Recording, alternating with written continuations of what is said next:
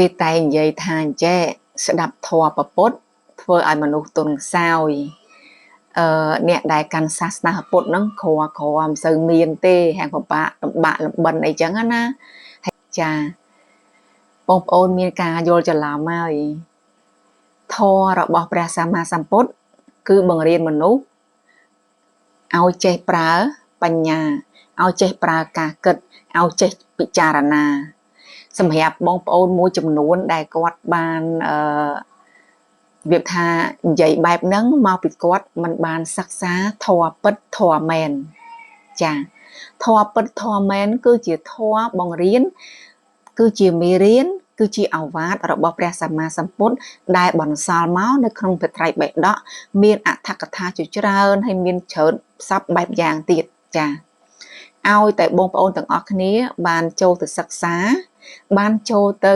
ចាស្រាវជ្រាវឲ្យបានច្បាស់លាស់ពុទ្ធឱវាទរបស់ព្រះសម្មាសម្ពុទ្ធណាខ្ញុំហ៊ានធានាថាបងប្អូនទាំងអស់គ្នានឹងយល់ពីតម្លៃនៃធម៌របស់ព្រះសម្មាសម្ពុទ្ធសម្រាប់ខ្ញុំបានរៀនបានតិចតួចស្ដាប់បានខ្លះយល់អ្វីឲ្យល្អអ្វីអាក្រក់សម្មាទិដ្ឋិមិច្ឆាទិដ្ឋិចាគេថាធម៌ប្រពុតគឺបួងសួងសុំសេចក្តីសុខចងវ៉ាមានខ្សែកថាមានលើករាសីអីចានេះមិនមែនជាធម៌របស់ព្រះសម្មាសម្ពុទ្ធឡើយជាជំនឿរបស់ខ្មែរយើងតគ្នាទេចឹងណាចាបងប្អូនគ្រាន់តែគិតពិចារណាថងថាអញ្ចេះបន្តិចមើល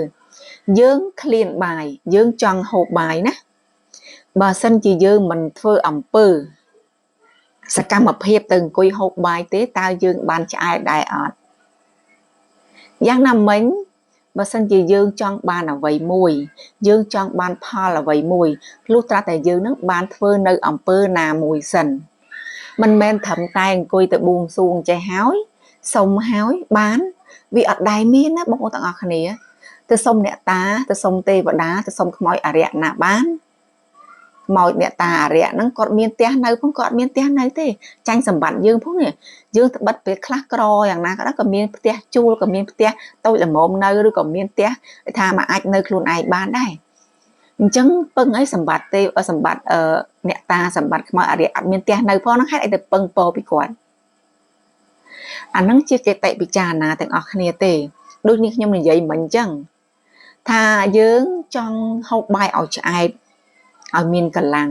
លុះត្រាតែយើងមានសកម្មភាពទៅដួសបាយដួសសឡដួសម្ហូបមកយើងអង្គុយហូបយើងអង្គុយទៅពីអាហ្នឹងគេហៅថាកម្មណាកម្មប្រែថាអំពើ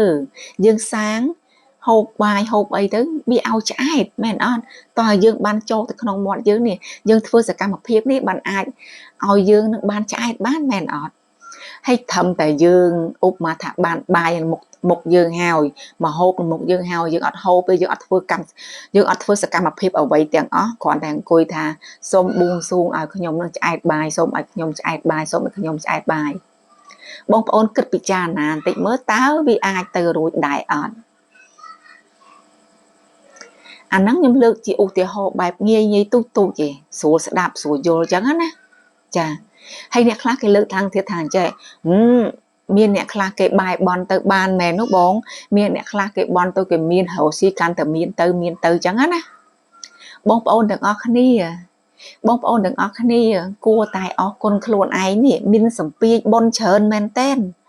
មានសម្ពាធបន់ច្រើនណាទើបបានពេលនឹងខណៈនឹងម៉ោងនឹងវេលានឹងអាចរកស៊ីមានបានដោយសារយើងមានសម្ពាធបន់ទុកពីមុនមកណាមិនមែនបានតែការសុំបួងសួងនឹងទេអញ្ចឹងណាហើយបងប្អូនទាំងអស់គ្នាពិចារណាមើលបើសិនជាខ្មែរយើងសុំបួងសួងបានអញ្ចឹងគ្រប់គ្នាមែន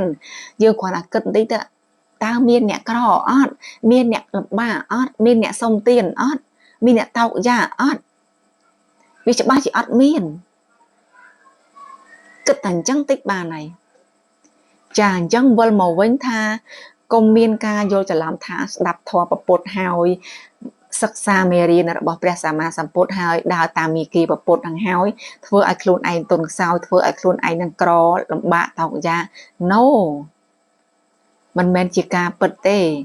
ao tại ban sắc xá mê ri là bọc ra sàm ma sàm bột bật bông ôn từng óc nia không niêm chia cả hóa không niêm chia ở nuôi dương thọ mà đá này cứ miên ca prang prai khăng chừng môn tiền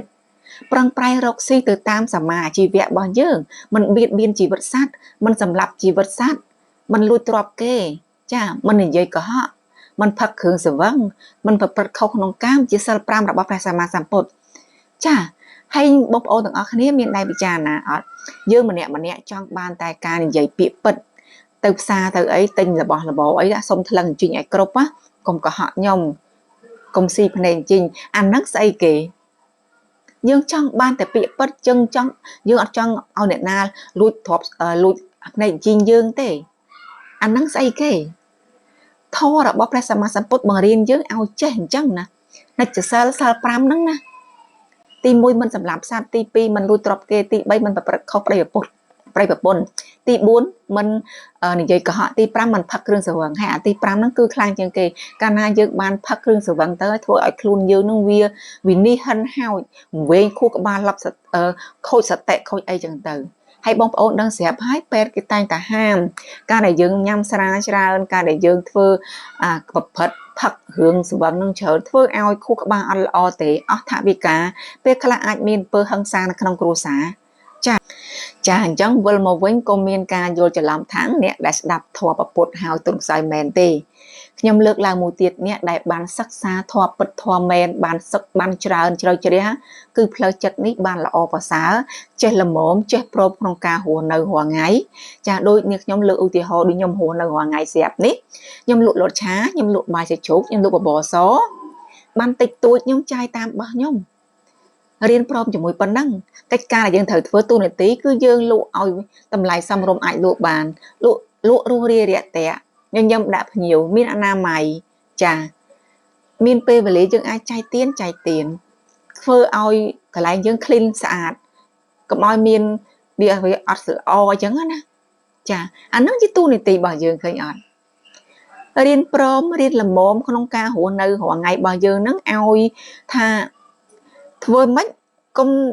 ចង់បានហួសហេតុពេកតែចង់បានហួសហេតុពេកវាពិបាកចិត្តវិញហើយចង់បានហួសហេតុមិនកាត់បើសមត្ថភាពយើងរកបានត្រឹមតែប៉ុណ្ណឹងវីដេអូនេះជាការចែកម្លែកតែប៉ុណ្ណឹងទេសម្រាប់បងប្អូនកុំមានការយល់ច្រឡំទៀតថាស្ដាប់ធម៌ប្រពុតហើយធ្វើឲ្យផ្លូវចិត្តទន់ខ្សោយធ្វើឲ្យវាថាការរស់នៅនឹងតោកយ៉ាអត់ទេ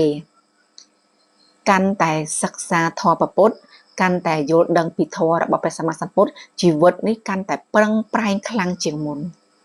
ប្រឹងរកស៊ីឲ្យមានដើម្បីមានលុយមានថវិកាហ្នឹងយើងអាចស្គាល់ទុកពេលយើងឈឺចាយើងចង់កំសាន្តយើងចង់ធ្វើបុណ្យធ្វើទានយើងមានលុយមានកាក់ព្រោះមនុស្សយើងត្រូវការលុយមែនអត់លុយសំខាន់លុយមិនមែនថាលុយអត់សំខាន់លុយសំខាន់ប៉ុន្តែសំខាន់គឺនៅក្នុងតម្រូវការរបស់យើងហូបចង់ហូបអីហូបហ្នឹងភីហ្សាburger ឆាឡុកឡាយើងមានលុយ